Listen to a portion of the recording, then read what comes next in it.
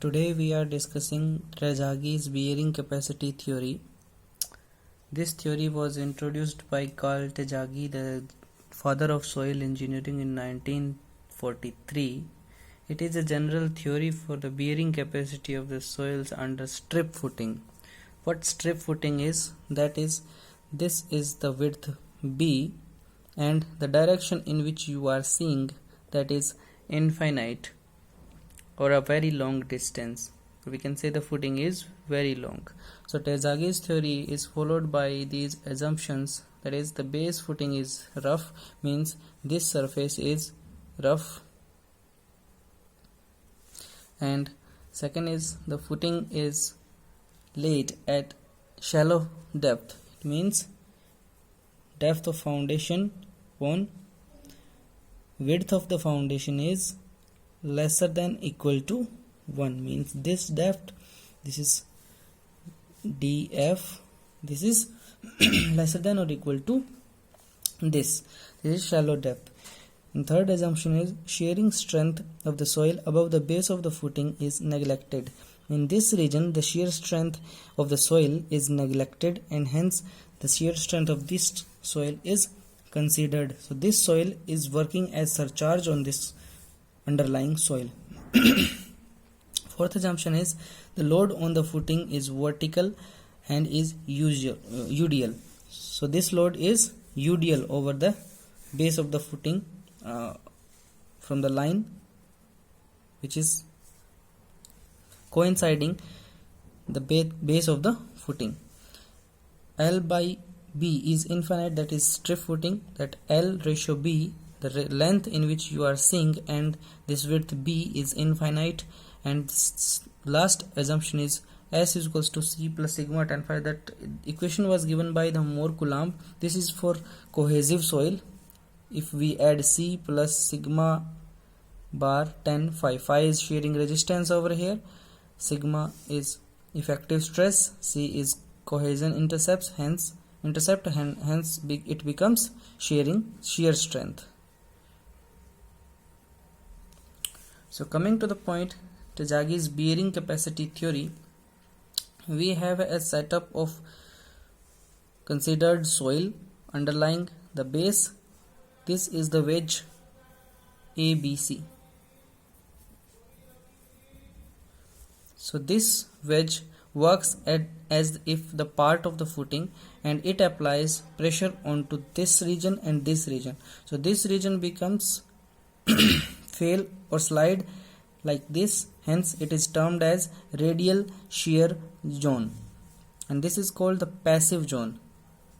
So the pressure applied over here perpendicular to the surface CB is PP per unit length. Per unit length means every force is divided by the length in which you are seeing, and hence both sides the equal load intensities or equal reactions are being applied with respect to the loading which is being applied downward. And this is the passive zone, this is radial shear zone, and this is the wedge itself which is behaving like as a part of this footing, means the footing is the whole like this. So this wedge, what this wedge is experiencing, or we can say this whole setup, what it is experiencing. So first of all, QU, wedge ABC's weight which is downward, and QU into B, that is load which is downward, and what is upward, PP means passive thrust, that is upward, and cohesion intercept, that is along this surface, cohesion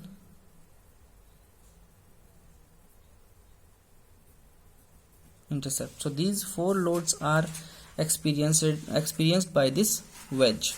So what is the length of this? This is B, and this is considered CB is considered Li, means inclined length of the wedge, and this angle is termed as shearing resistance phi. So what would be the length of AB? Calculating the length of AB, we can say that this wedge is over there. This is Li, this is phi A B C, this is say P. So PB is equals to L1 sin phi. PB is equals to AP is equals to, hence it becomes 2L1 sin phi. We can calculate the length of, this was A, B, C. CB is considered as Li, inclined length of CB. AB is given by B, that is width of the foundation, like this. So this becomes B by 2. So cohesion intercept works like this, and its vertical component in both sides becomes C cos phi, means this is phi, this is phi, this is phi.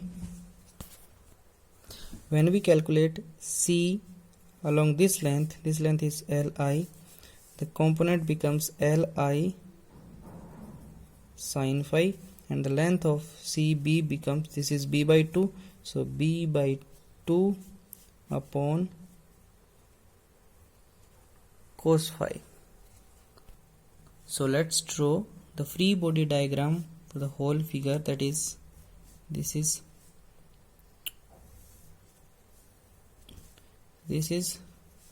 P, here also P. So this was C, so C was resolved along vertical line, that it became Li sin phi. Here Li is equals to CB, and it is equals to B by 2 upon cos phi. You can say CB phi, so CB becomes B by 2 upon cos phi. Cos phi is equals to base upon hypotenuse, and CB is equals to B by 2 upon cos phi. This is here, this is B by 2, whole over it is B. So what are the vertical loads? Two sides P plus two sides C dash into, after resolving it for the length of Li, this is the vertical load, vertical loading on wedge ABC. And what would be the horizontal loading on wedge ABC? One was QU into V plus the weight of this.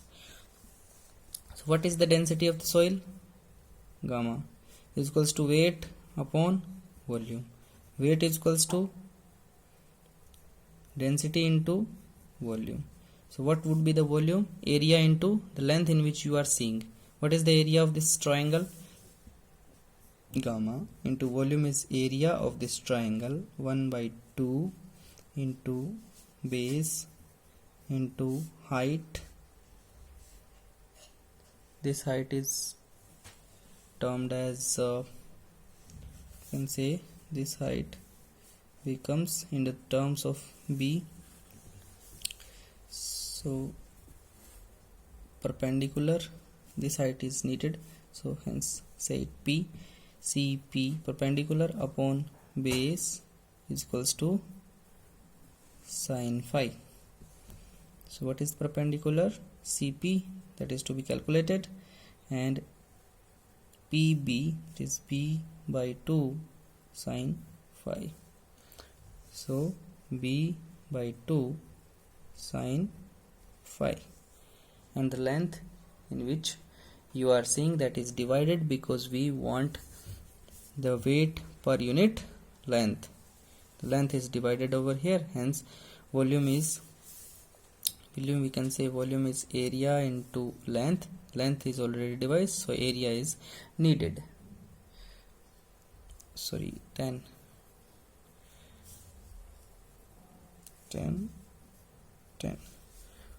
so gamma 1 by 4 b square 10 phi, that is weight of the wedge per unit length, that is 1 by 4 gamma b square 10 phi.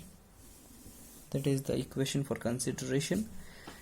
So we are calculating QU over here. So QU into B is equals to 2 PP plus, let's put the value of L1 over here, 2 C dash into B by 2 sin phi upon cos phi minus 1 by 4 gamma b square 10 phi. So it becomes 2 p 2 by 2 b c dash plus 10 phi minus 1 by 4 gamma b square 10 phi. So this component contains three components, that is P gamma, C and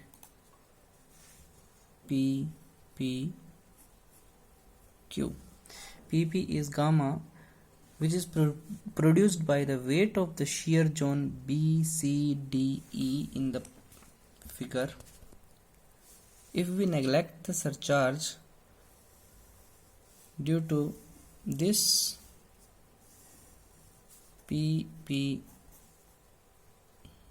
gamma is produced, and if we consider it as a cohesionless soil. Similarly, PPC is produced by the component C dash of the soil, assuming the soil as wetless, which is gamma is equals to 0, and neglecting the surcharge Q, what we have considered under the base of the footing, like this.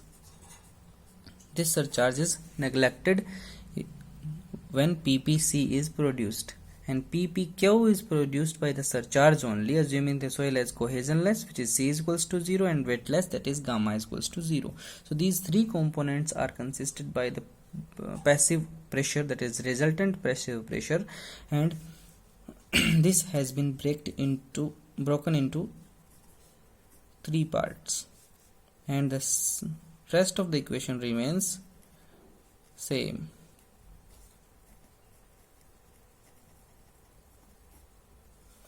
This is QUB.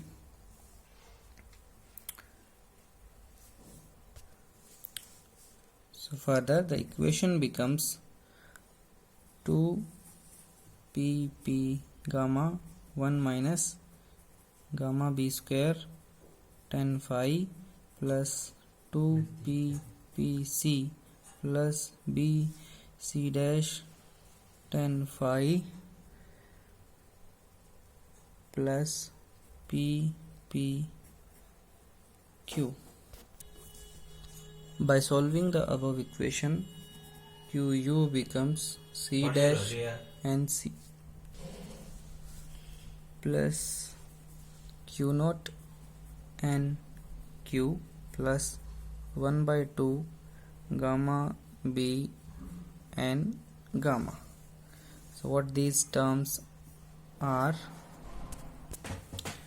where Q naught is equals to gamma df, what NC, NQ and NR and gamma is, NC is equals to cot phi dash a square divided by 2 cos square 45 plus 5 by 2 minus 1, and q is equals to a square upon 2 cos square 45 plus 5 by 2, where a is equals to pi by 4 3 pi by 4 minus 5 by 2 10 5,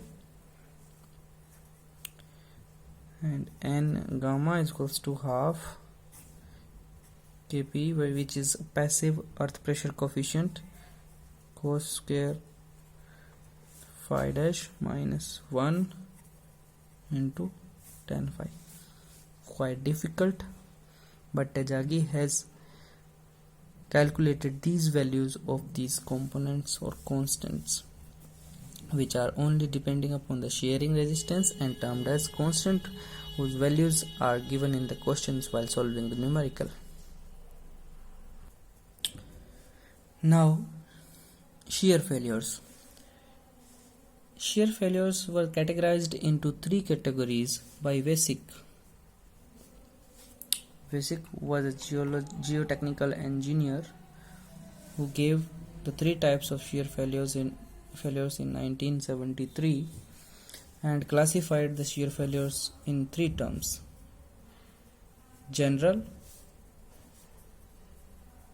local, and punching shear failures. Local shear failures, punching shear failures. What is general shear failure? General shear failure is for dense sand or a stiff clay, and the profile of the shear failure plane is, if this is the footing, so this soil extends the base of the footing like this.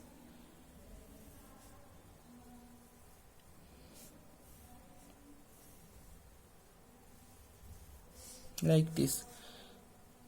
In general kind of shear failure, load settlement increases with the increase of QU, and the curve goes like this.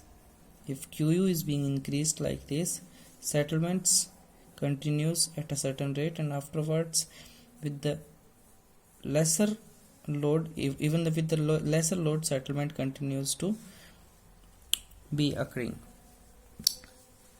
So this is a general kind of shear failure. This type of failure causes heaves on both the sides of the footing. What local shear failure is, that's just similar to the profile of the general shear failure, but the simple difference is when we increase the load, the settlement has sudden jerks like this. Okay? The same profile it has, it also makes the heaves on the both sides of the footing. So what punching shear failure is? Punching shear failure is just like punch on the soil surface, that this is the punch on this soil surface. This is for loose soil, or we can say a soft clay, loose sand or soft clay. This is for medium dense. In the medium dense soil, local shear failure happens, and in dense or a stiff clay, general shear failure occurs, and in loose sand or soil, soft clay, punching shear failure occurs. And the curve goes between QU, the load applied, and settlement S, just like this, simple. Different jerks. the bearing capacity because of local or punching shear failures becomes some kind of different than the general shear failures what we have discussed with the theory of Terzaghi's bearing capacity. For local or punching shear failures, cohesion is used as the mobilized cohesion,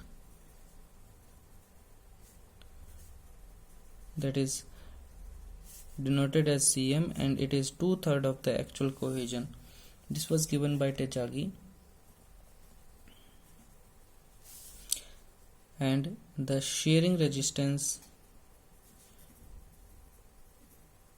is also becomes mobilized one while considering the local and punching shear, that is phi m is equals to tan inverse 2 by 3 tan phi dash,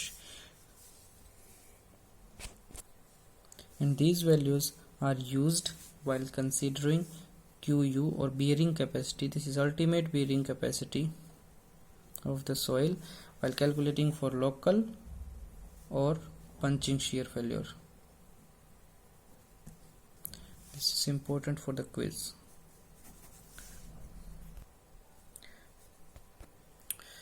Now, what would be the effect of water table on bearing capacity? So there are two cases: when water table is located above the base of this footing and when water table is below this footing.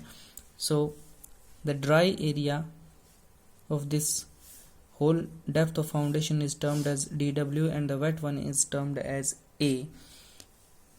So what would be the total surcharge Q? Gamma into dW plus gamma submerged into A, where dW is the depth of water above the water table and A is the depth of water below the water table. So A we can say is dF minus dW. We can put this value over here. Q is equals to gamma dW minus gamma dash dF minus dW. Gamma dash dW plus gamma dW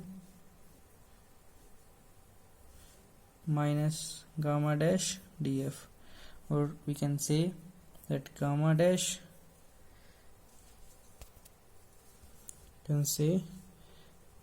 gamma W gamma dF minus gamma W. It will become gamma dash dF plus gamma minus gamma dash dW. This will become the